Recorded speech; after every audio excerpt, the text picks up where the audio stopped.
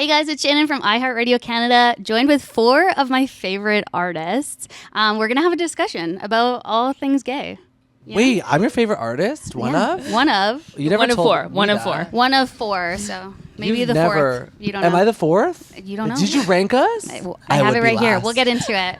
I feel like I'd be last. I do have an intro for each of you, so I can introduce each of you. What's her name? Priyanka! Priyanka is a singer, winner of season 1 of Canada's Drag Race, and the newest host on eTalk. She also has a new single called Bad Bitches Don't Cry with the singer Ralph, who we love. Love Ralph. Living. And she's been thriving ever since I met her back in college over 10 years college. ago. We went to Has college it been over together. 10 years ago? Yeah. Wow. Holy Isn't that insane? Okay, well, you're number one. You're fave. You're up here. We're down here. We figured it out. That's what I thought. Everything's a competition.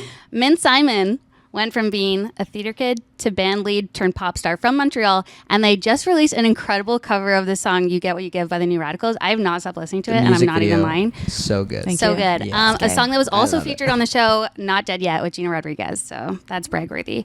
Leandra Earl. You're next. This is weird to intro everyone like this. Leandra is 1/4 of the group The Beaches, the group that won Rock Album of the Year at last year's Junos. She plays keys and guitar, and her cat Cal might actually be more famous than she is. We should have had Cal here, but I think she's straight. Is your cat straight? Well, she has a pride hatch. I think she's an ally. Okay. I would say she's an ally. So she could be here. Yeah. Yeah. You're giving her space to figure it out. Yeah. On Yeah. her own. Yeah. I'm also lucky to call Leandra a very close friend. Got to get that in there. So you might be higher on the... Yeah. Yeah. Right now I'm ranking number... T. Thomason is a singer and actor who splits his time between Halifax and Toronto. I was first introduced to you when you were on the show The Launch. Yeah. Yeah. Back in the day. Back in the day. And you recently played the character Jackson in CTV's Sullivan's Crossing. Yes. Is Chad Michael Murray as sweet and attractive in Yes. person? Yeah. Yes. That's all I have to say. Jealous. He's a sweetie. Amazing. I want to start by talking about queer awakenings. So when we're figuring out our sexualities, was there like a character or a celebrity or like a person that you knew that kind of made you start to question things and start to figure out that self-discovery? Absolutely. Yeah? Who was it? Oh my God. So this is something that I've like realized. I'm like, okay, it was my friend's big sister. And then it's like, and then I'm like looking at all like so many people that I've dated and I'm like, oh, they all kind of look like her. And I'm like, God, this has been years. This has like really been imprinted in my mind. Yeah. So it sticks around. You I have feel a like type. that first crush just sticks around. Yeah, I had that similarly. Like I would go on my sister's friend's Facebook page and just look at her photos all the time. And I thought I wanted to be her, but it turned out I just wanted to be That's with the her. age-old question. Yeah, That's a classic. definitely. What about you? Do you have a queer awakening? I'd say my queer awakening is like not particularly a person, but it's like 90s kids sports movies. Okay. Like Air Bud? No, like Sandlot. Like to me, Sandlot is like the trans mask, like beginnings of like gender fluidity and queerness for my youth. Any sports movie like Little Giants, Becky the Icebox. Do you remember her? Okay, did you ever see Little Giants? Am I old? heard Like of what's any of happening? these. 34? Oh. You're old. Little Giants? Just okay. I'm Okay, 32. whatever. This like really butch character. Butch child, and that was like I was like I want to be you. Right. Yeah. Amazing. Okay, let me paint the scene. It's family night at my house in Whitby, Ontario. And like, you know, like as a family, you'd like wait for like new music videos to come on. already into this. Like new music video, like new music Friday kind of thing. Yeah. So we watching Much Music and Quit Playing Games with My Heart by the Backstreet Boys came on. And I was like, I don't know. I didn't know what gay was yet, but I quickly found out. Remember when it starts raining on them and they're wearing the white shirts? Yeah. And Absolutely. and it's just like they're just so wet and so sexy. That for sure was my gay awakening. Did you have a specific Backstreet Boy that did it more than others? I think it was Nick at the time. Yeah. No one ever says That Howie. makes sense. Sorry, Howie. Don't. If you say Howie, something's up. Or Kevin. One time I met with Kevin was someone's person. I didn't talk to them for months. That's a lie. Yeah, I would say like that. I remember feeling something, but then I suppressed it for the rest of my life, and then now she's back in full effect. Yeah. We'll get there. Leandra, do you have one? Definitely Kristen Stewart in Twilight. Right, yes. I used to replay the slow kiss between Bella and Edward over and over again, and I would say it's because Edward. It was for Right. Kristen. It's for Kristen. I just wanted I to see love it. that. Yeah. Kristen Stewart, my partner, was like my like sexual awakening was like Catch That Kid, and they were like, Yes.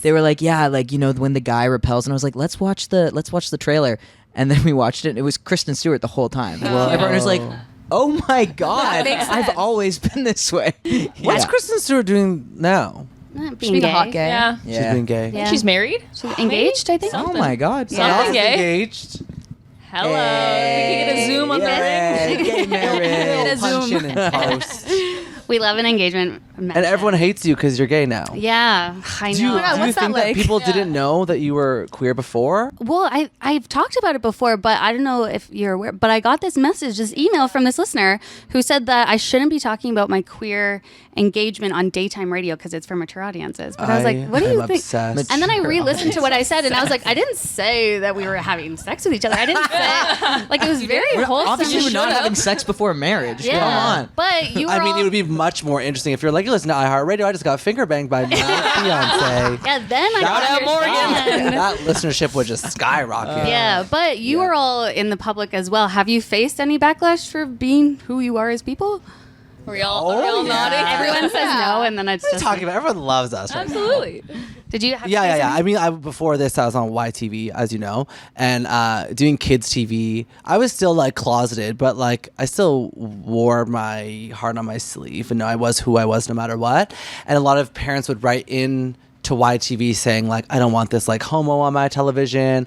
If I ever got like too close to another guy host, they'd be like, we don't want this homoerotic behavior on our television. And then when I started drag and was kind of Hannah Montaning it for a little bit, parents would find videos of me doing drag and be like, this guy has to be like kicked off the air. So it was tough.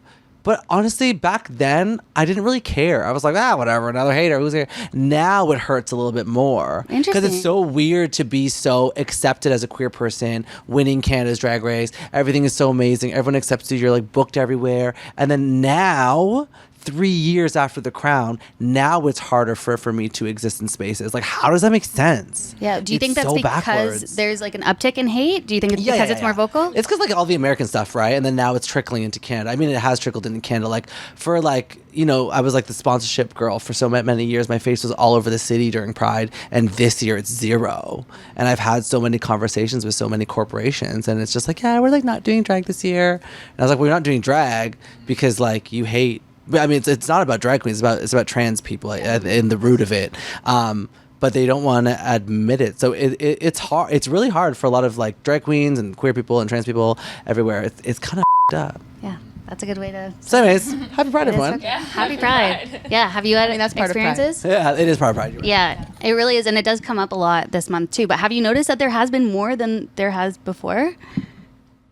Yeah. Yeah? It's I mean, I feel like for me it's always I feel like I've been really lucky, but like, whenever I've kind of get that moment in like a bigger platform, like I think after the launch was when I had the most like disturbing kind of experiences online. It was like a group of like lesbians who were TERFs like taking my pictures and reposting them and being like, this woman has mutilated herself, like so sad, like my top surgery photos, like, and reusing them on their socials and kind of like with that type of rhetoric. And that's probably the most I've ever received, and that was shut down really fast. Like Facebook was really good about it and like got on it and was like, no, like we're stopping this. But I think for me, like what I notice more is just my own kind of fear, like is more intense than it has been. And thinking about like playing Pride events and like being like on a big stage, like in front of a bunch of people in an outdoor setting, like, especially like possibly gigs in the States in those circumstances, like I feel a lot more nervous than I used to. But it's like, I still want to do it, but it's something I think about more. Yeah. Does it make you want to like fight harder, right? Yeah, I think it makes me want to be really like thoughtful about the best ways for me to show up. And if there's like, it's like deciding like, okay, is it more comfortable for me to go be in a march, or is it more comfortable for me to go be on a stage? Like if I'm feeling really, really anxious about like showing up at a march, but I know like when I'm on stage and I'm singing and I have a message that I can spread in that moment, like I'm going to forgive myself for like being really anxious about going to the march, and maybe I'm going to give myself that afternoon off, and I'm gonna show up at my gig and know that that's where I like maybe have a more of an opportunity to say what I need to say. Like I think it's like I'm just learning to be a lot more gentle with myself, and be like, you know what, it's a scary time. Like you got to take care of yourself and like show up in the way that feels the best. Yeah. That's kind of where I'm Yeah, at. totally. I think it's also important to like when you're in the public eye to not feel like you have to be the hero or the mascot, the one with the loud voice. I feel like you just existing in this space with us now, or like you going to the grocery store and existing, or like, you know, like those spaces are also important for you to exist in. So like try to take the pressure off yourself if you can, because I Yeah. totally Thank you. get it. Yeah, that feeling too of like giving yourself the time off, you know, like I think a lot of straight people don't realize that it is such a weight that we carry around, and it's like something we're even just holding my fiance's hand in public, I'm like kind of giving a statement to people when straight people don't have to do that. Right? Leandra, your whole situation is very interesting. I'm like, Leandra. Yes. I'm obsessed. I always find it so interesting that the Beaches had such a demo of like rock guys, and then since 2 of the members of the Beaches have come out, so much of your demo has turned to queer women specifically. So it's got to be that transition from like having men as your main demo. I'm sure you get some backlash now with being so openly queer, right? Yeah, I think that's why it was important to, I kind of like, it sounds weird, but I like forced myself to come out publicly, which was terrifying. I just was almost like, not that it's my duty, but I think I felt it for myself because I don't see a lot of representation in the rock world and in our fan base. And then once I did that, I started having these girls DM me and say how important it was to see me up on stage and representing how they feel. And then I was like, now that more queer young girls are coming to our shows, I feel like I'm represented in the crowd and they're represented on stage. And it really means a lot to me, and it has helped me with my coming out story. When you say forced, did you mean like you're initially just gonna not tell anyone? No, I think I like soft launched. Like I just started lightly posting about my girlfriend, like, you know, like a shoulder. You know, like, and was that a female elbow in my photo, you know? And then people were kind of like, what is going on? And then I felt so scared, but I was like, I don't know. I want to feel free and I want to feel like myself, and I don't want to hide it. And if I'm going to post and have people send me hate messages, which I have, it just reinforces the idea that I don't want those people as fans. Mm-hmm. Don't come to our shows if you're going to spread hate. And yeah, I don't want to feel in danger. Like I feel what you're saying about going to the States and playing shows. This past year has become like, I have this like new anxiety about it that I haven't had before. I wore a hat on our last US tour that was like, these are some high-end gays or something. I don't know. I just bought it because it said gay. And I was just like wearing it in Texas, and where there's just like a massive shooting and there's like hate crimes all the time. And I just like don't think anything of it. But then when I really start to get in my brain, I start to get really scared and like, where are the exits when I'm on stage? And like, if someone is just angry at me for being gay, they can do something about it. Right. Yeah. I don't know how to get past that. No, it's, I mean, I was thinking about this, and it made me think of Muna and like all the shows they've been doing. They've been, you know, blowing up and playing these huge shows, and I've just been enjoying watching that and like loving their music and everything. But I just like had this thought today, like, wow, like, I wonder how they feel. Like, I wonder if they're freaked out. I don't know. Maybe it's different, like being American, like maybe because we're Canadian, we're like, we have more of a reaction or a fear around like guns. Like, I don't know. Because they're just used to yeah, having it. Yeah. But I just wonder, I'm like, I wonder how that feels to be like starting to play those huge shows, and like what if there's like higher security or like what, like, because especially outdoor shows. Yeah. Yeah, it's hard to control. I feel like there is also strength in numbers. Like there's 3 of the, like all 3 are queer, I think. Yeah. And so I feel like that might help, because like for the longest time, I mean, Jordan is out, but I think I made it more of a thing to like, I am really out, and I talk about it all the time, and I made it my mission. But I think I sometimes felt like alone in that. So I wonder if like being like the Aces, like being in a band with your best friends who are also queer and going through this experience with you and this story, I think that must help a little bit. Yeah, similar to like having people in the community that you can like rely on. Being in a group, I'm sure, with other queer people. Yeah, you can have that as well. I felt that way too, like in my band Cave Boy. Like I felt like as like the mask presenting person, and then after I got top surgery, I just felt like everything changed in my life. Like suddenly I was seen like and like that transition of having to go from like all female band to like actually we're not all women, and like getting called ladies all the time and like all this stuff. It's just like because I just wasn't seen in my fluidity until I had top surgery, really, and still not.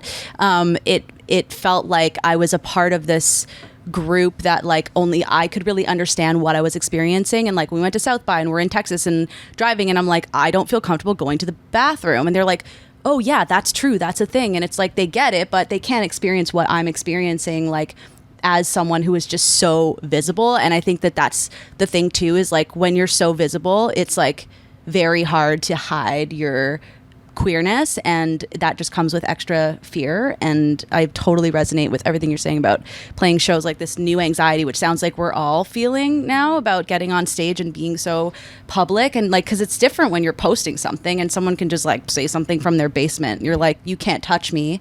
But like when you're physically in those spaces, that is starting to bubble up, even at like big prides and stuff. Like I'm going to New York Pride and I'm like scared.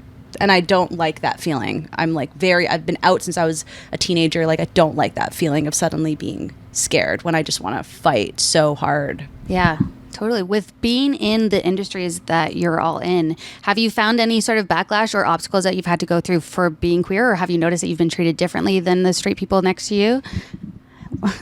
Yes. I hate that the answer is always yes.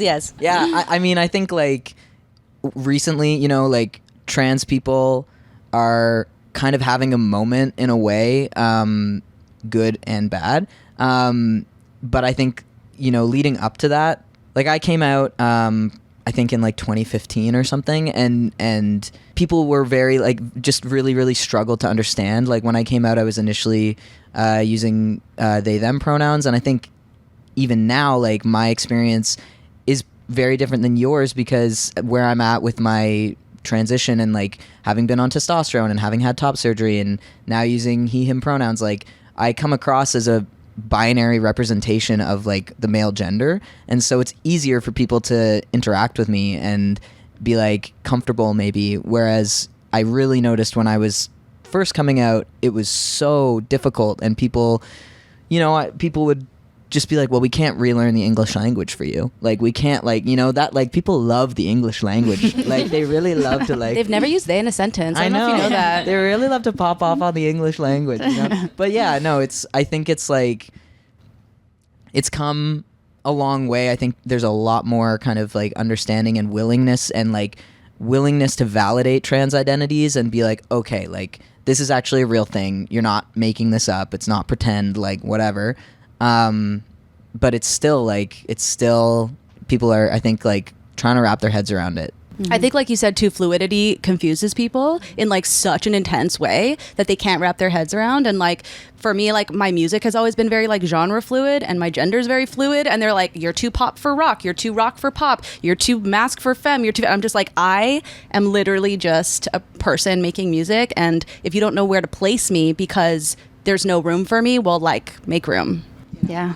So well said. I know people love to put labels on things with genres of music. Like you have to fit into a certain genre or like sexualities. Do you think that we'll reach a point where like there won't be as many labels? Do you think we're on the way there?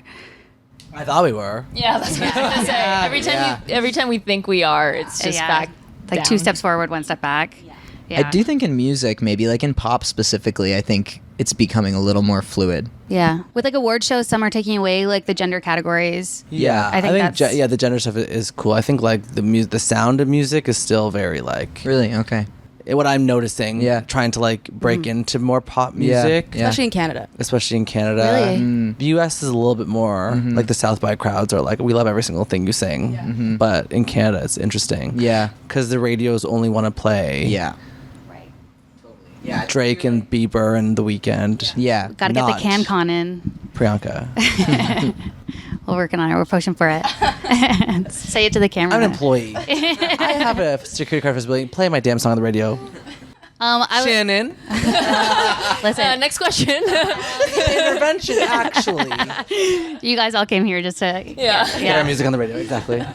Speaking of artists, there's a big conversation online that I keep seeing of people like saying that Taylor Swift is gay. Taylor Swift is gay. This is why Taylor And Swift Shawn is gay. Mendes is gay. And Shawn Mendes is gay. And Billie Eilish is queer baiting. And all of these things. So what are your thoughts on the public like assuming sexuality of an artist? That's a very fun question. Yeah, getting into Because it. I think it's like fun for us to imagine a big megastar. Oh, I shouldn't speak for all of us. It's fun for me. I'm right. Okay, good. It's fun for all of us. Sure. Okay. It's fun for us to imagine a big megastar actually is one of us.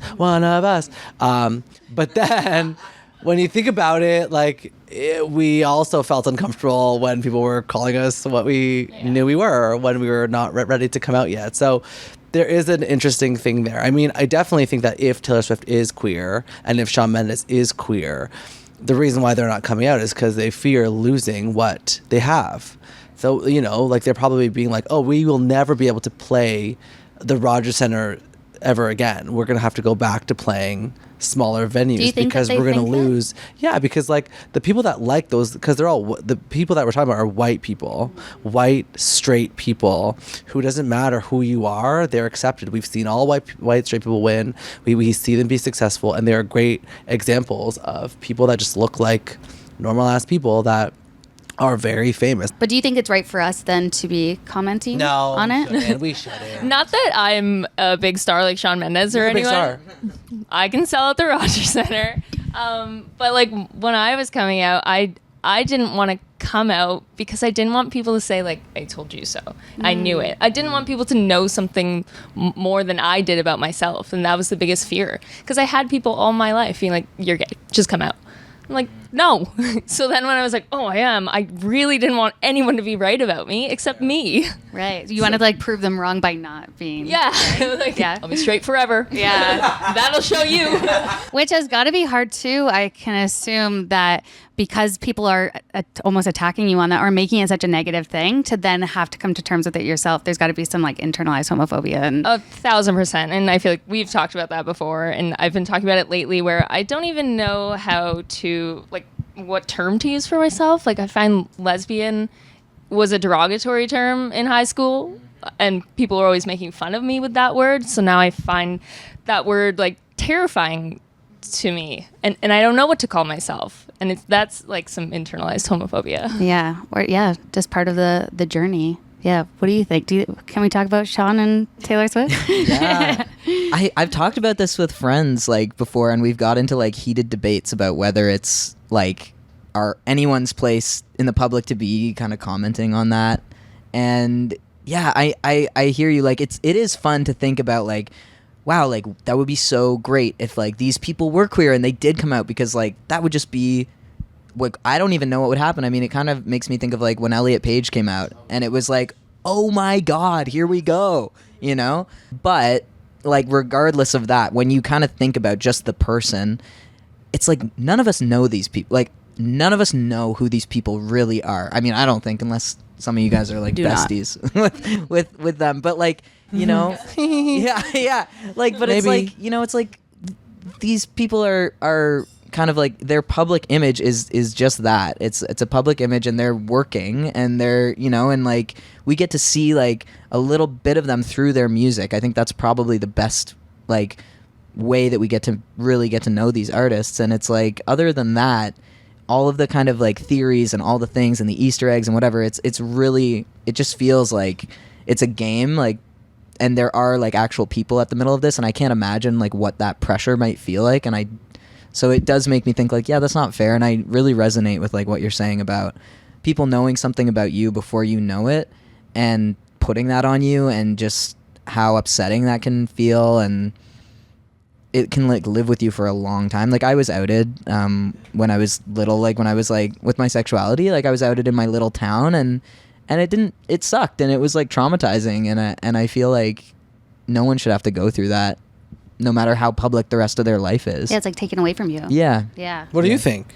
Yeah, I think, well, I just feel because I make a lot of TikToks talking about like celebrity stories, and that's one that I just have always shied away from because it makes me feel like icky. Like I feel I don't want to be like Carly Kloss and Taylor Swift. Could it be? Because if somebody were to make that about me when I was in the closet, I would have been devastated. Yeah. So I think for me, I just don't speak on it personally, but I also like if other people want to do that, then that's their prerogative. Yeah. I want to talk about like misconceptions that people have about queer people. Do you think that there is? Because something that I also notice is that when it comes to a lot of like homophobia or people, being mean towards queer people, a lot of it is rooted in like miseducation or like not being educated on topics about it. So what do you feel like is the biggest misconception that people have about the LGBTQ plus community? If you can think of any. That we're trying to sexualize children? There you go.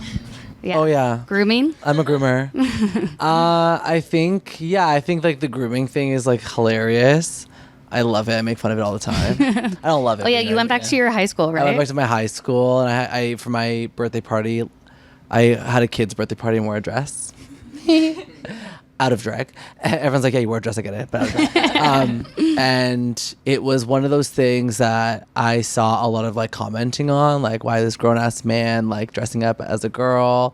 And I was like, funny, because if I was in drag and I did that, like they probably would have swiped by, but because it was like me out of drag in a girl's dress, that's what triggered everyone.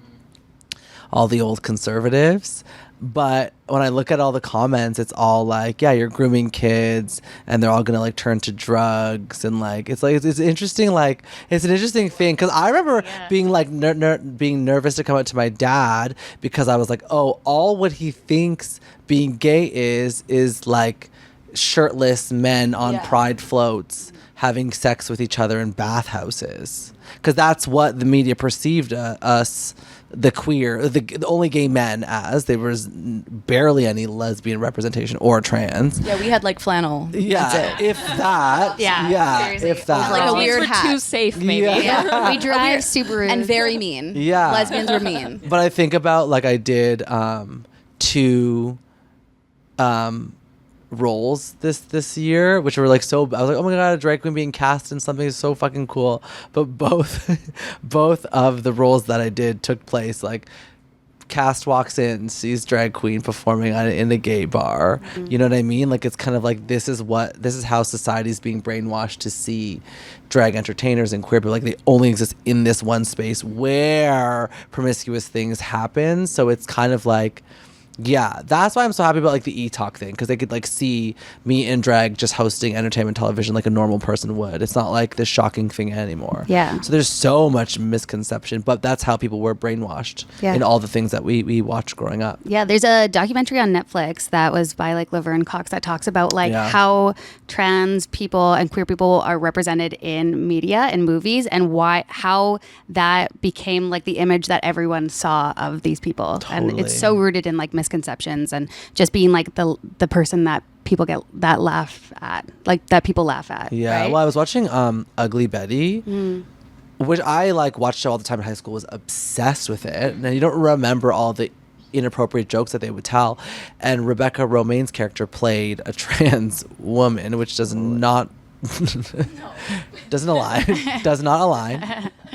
And I was like, oh, this is so bad, because also like the jokes that they were making about her character too, you know, were like so inappropriate. But I'm like, no wonder society treats trans people so bad, because like these were the jokes that were the punchlines in all that programming back then. So unfortunately, which is my least favorite word in the whole world, it makes sense. Yeah. Which is not fair at all. And I feel like the misconception also is that queer and trans people are the other. Yes. Like we are the other. Why are we the other? There's like so many of us. Like we're not the other. We've always existed. We're not just like, our sexuality isn't just sexual. That's not like that. I feel like they hear that word and they're like, it's the sexual thing, and they see all this representation in sexual. It's like, no, but we're actually just like, I go to the grocery store and like I'm just a human being living my life. So there's like this misconception, like you said, that like it only exists in those spaces, but it's like, no, I go to the bank. Like, I'm also gay at the bank. I'm not having sex all the time. No, I'm not. No. As much as we would want to. I feel like it's like just thinking about the ways that it gets taken and like sexualized, and you're like, what if this was just about joy? that's what it is for me, like a lot, like going to a drag show, or like what I'm seeing, or going to a queer space, or like, yeah, just being trans. And, it's like, this is about like just existing in a way that feels joyful, that feels like I can continue to do it for the rest of my life. It's about like being alive. That's what it is about for me. And I'm like, is that not what your life is about?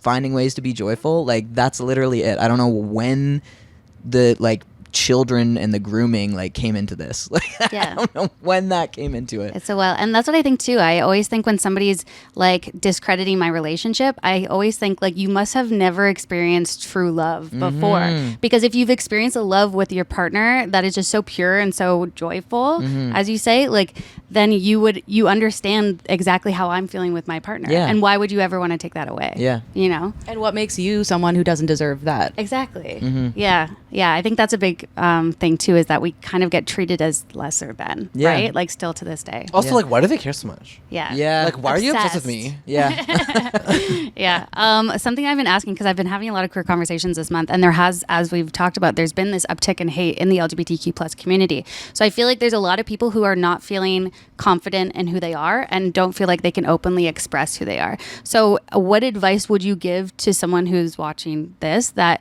is lacking that confidence?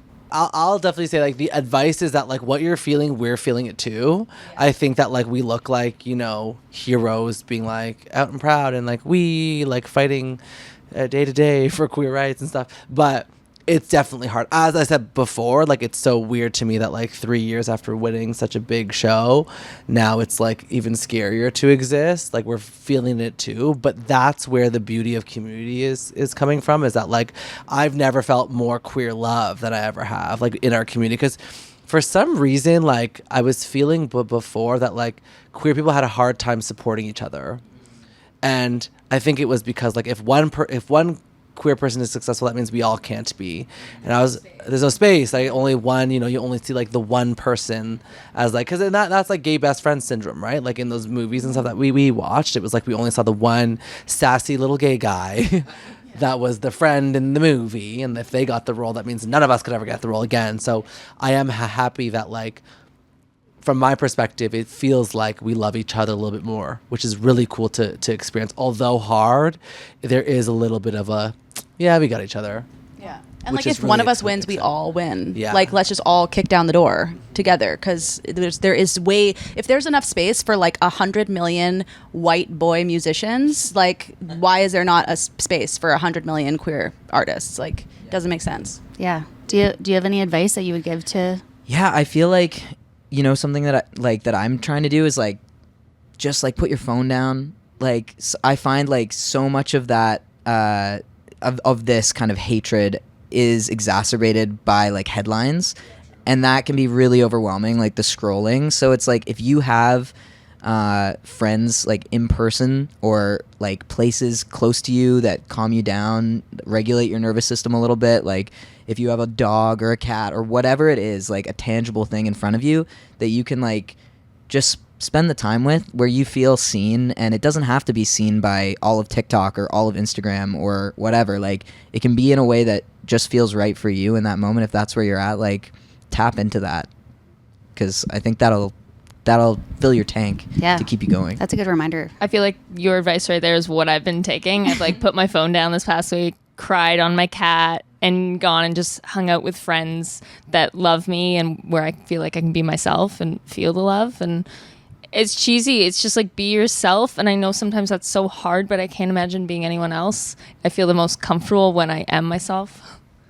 And it takes us, like, a long time to get there sometimes. Yeah. Like, I came out as gay really young, but, like, I've only come out as trans in the last, couple years. And, like, I'm 34. Like, why didn't I do this sooner? And it's because, like, I was also scared. And, like, I'm not going to discredit that fear. So, like, the advice I would give is, like, just feel through it and, like, build that chosen family, that community around you who can help you be your authentic self, so you feel as safe as possible. Yeah. No timelines too. Yeah. Everyone's on their own journey. I feel like I've been fighting with myself with that, like, coming out late and feeling so sad for younger me who didn't know me. And I can't remember the quote, but I met Tegan and Sarah recently, and I was like, I'm so late to the game. Like, I'm such an old gay. And Tegan was like, you're not late.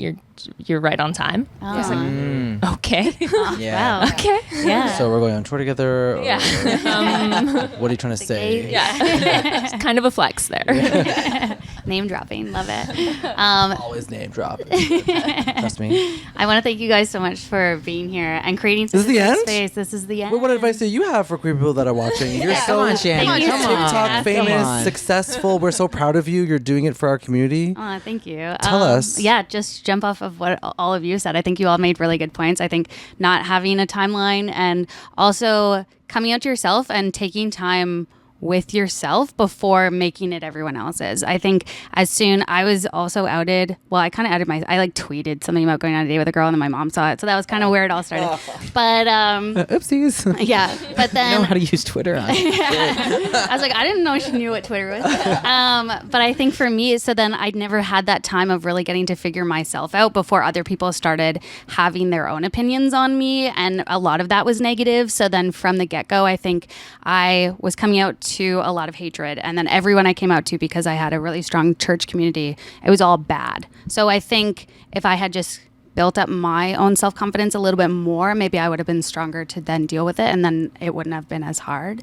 But so I think, yeah, taking that for yourself and then just having that self-confidence that you're a good person and you're great. So yeah, thanks guys. We love you. Thank I love you. you all. Thank Thank you for doing this. Thank you for taking time. I know that's a lot, but yeah, No, this has been amazing. great. Thanks for having This us. was Next so time you great. have to have snacks here, though. 'cause I I'm know. I'm starving. so sorry. Yeah, you want candy? Was the water Candy bottle and, not like, enough? I was like, I was hoping there was vodka in there, but there Next was time. not.